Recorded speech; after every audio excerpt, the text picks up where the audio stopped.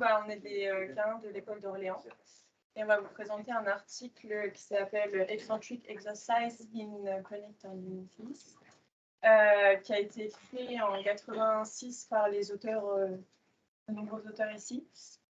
Dans cet article, ils vont nous donner ils vont utiliser des données d'orthopédie clinique et de revues et de recherche connexes.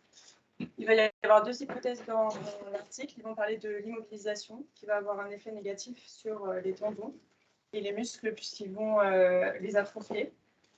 Et également sur le fait qu'il va falloir utiliser un traitement excentrique pour les tendons. C'est vers le fil. Donc, du coup, dans cet article, ils vont nous parler donc, des tendinites principalement. Ils vont évoquer un peu plus souvent la tendinite du tendon d'Achille. Et ils vont parler donc d'une inclusion du travail de renforcement excentrique. Et ils vont donner un protocole. Du coup, la tendinite, c'est une inflammation du tendon. Et la tendinopathie, donc c'est la pathologie mécanique liée au tendon. Et il va y en avoir deux sortes, une endogène et une exogène. Voilà, maintenant, on a choisi de critiquer un peu la forme de l'article. C'est un article donc, qui a été écrit en 1986 et qui a des références qui sont aussi antérieures aux années 2000, donc c'est pas trop d'actualité. Mais ils ont quand même des notions, on verra, qui rejoignent celles qui sont plus actuelles. C'est un article qui va bien respecter la forme d'introduction, hypothèse, protocole, résultat, discussion et conclusion. Seulement, dans l'article, ils ont choisi de mettre la discussion avant protocole et résultat. Ce qu'on n'a pas trop compris, on n'a pas trouvé ça très cohérent, puisque du coup, ils nous parlent ils discutent sur des résultats dont on n'a pas encore eu cause. Voilà. Alors du coup, le travail excentrique, c'est une association de la contraction musculaire avec l'allongement du complexe musculo-tendineux. On l'appelle aussi du coup travail négatif. Du coup, ici, on peut voir le modèle de Cook-Purdam. Du coup, c'est ce qui explique en général la tendinite que du coup vous a parlé Clémence. Je l'explique après du coup. Et du coup, le travail excentrique, on a connaissance qu'on peut dépasser la force concentrique en travaillant l'excentrique. Ouais, donc du coup, dans les études, ils nous disent qu'on peut dépasser 3 fois la force qu'on peut utiliser en concentrique quand on utilise justement le travail en excentrique. Donc ce modèle de Cook-Purdam, il va nous expliquer le phénomène de lésion face aux contraintes. Il nous explique que du coup, les tendons, c'est des structures qui sont actives, qui ont une force spécifique, qui vont répondre à des contraintes. Et si la contrainte va être supérieure à sa force spécifique du muscle, ça peut provoquer du coup des ruptures, c'est le bas du schéma, donc des ruptures partielles ou complètes.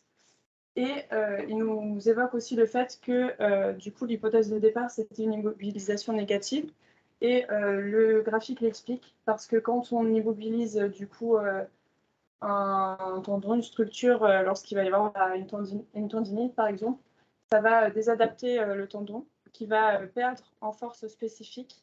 Et du coup, quand on va lui appliquer une contrainte qui avant était normale, ça va devenir tout de suite en excès, pathologique et provoquer donc encore une fois une tendinite. Donc en fait, il faut une charge appropriée avec une force spécifique du tendon pour avoir une réponse qui est correcte. Et donc, du coup, il nous parle également donc, du fait d'impliquer un travail d'augmentation de force, donc de rééducation, tout cela en respectant le stress mécanique. Parce que si on dépasse le stress mécanique d'un muscle, on provoque également des lésions. Donc il faut faire une rééducation qui est adaptée et progressive. Du coup, dans l'étude qu'il y avait dans l'article, la population, c'est 200 patients ayant souffert de tendinite chronique sur une moyenne de 18 mois. Et du coup, il y avait 90% qui avaient une restriction marquée de leur activité et de la vie quotidienne. Ils étaient tous exposés au moins à 6 programmes de physiothérapie variés et à au moins 3 injections de corticostéroïdes. Il y avait également des conditions préalables pour le bon fonctionnement du protocole, notamment une bonne observance et une coordination avec le patient, un établissement de physiothérapie du coup contemporain et aussi la preuve d'une cicatrisation sévère du tendon. Du coup, concernant le protocole, c'était un programme d'exercice excentrique qui était à faire tous les jours sur 6 semaines. Donc ici, on peut voir la progression du programme. Donc au début, on étire sur un certain temps. Après, on fait la progression. Les 2 premiers jours, c'est c'est lent, 3 à 5, on augmente, et 6 à 7, du coup, là, c'est la progression a encore augmenté. Du coup, il y avait 3 principes sur ce protocole-là. C'était la longueur, puisque plus on allonge la longueur muscle, tendon, moins il y a de tension lors du mouvement. Le deuxième principe, c'était la charge. Du coup, il fallait une charge progressive pour que comme ça, il y ait des contraintes progressives sur le tendon et du coup, liées aux résistances progressives et le tendon va s'adapter. Et le dernier, c'était la vitesse de contraction, puisqu'en effet, l'augmentation de la vitesse de contraction, ça développe la force en fait. Du coup, les résultats, on a observé une diminution de la douleur et des symptômes, notamment 44% des patients avaient un soulagement complet de la douleur et des déficiences fonctionnelles. 43% avaient une diminution marquée des symptômes, mais se plaignaient toujours de douleur lors des activités sportives. 9% n'avaient pratiquement aucun changement et 2% ils disaient que c'était pire.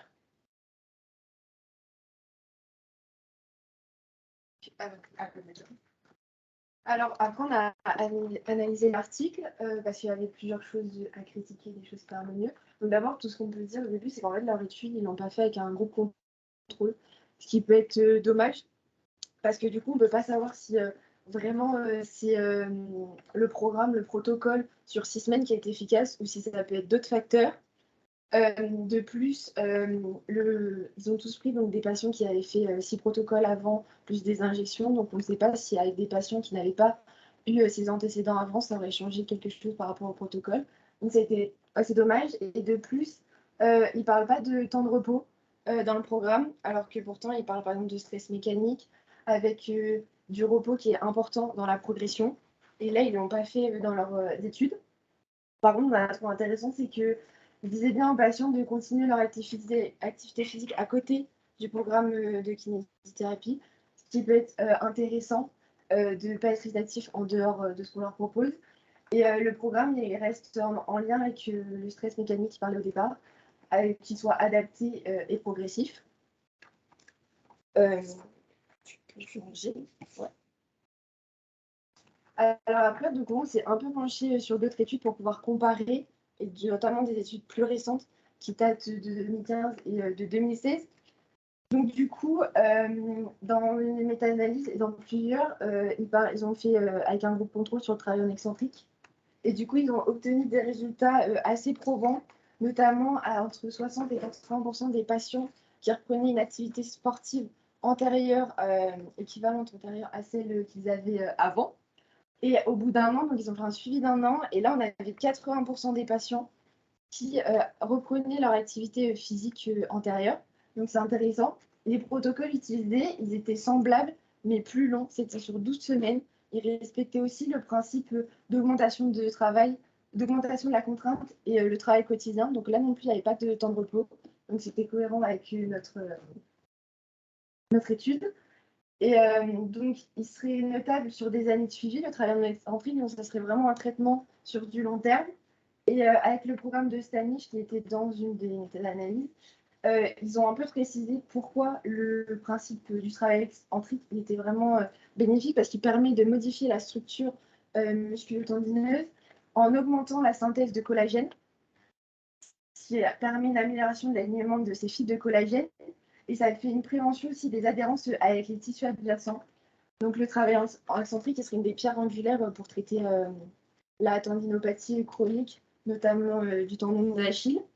Toutefois, il parle aussi dans ces études ici et dans d'autres qu'il y aurait d'autres traitements qui pourraient être efficaces. Il parle aussi des anti-inflammatoires non stéroïdiens.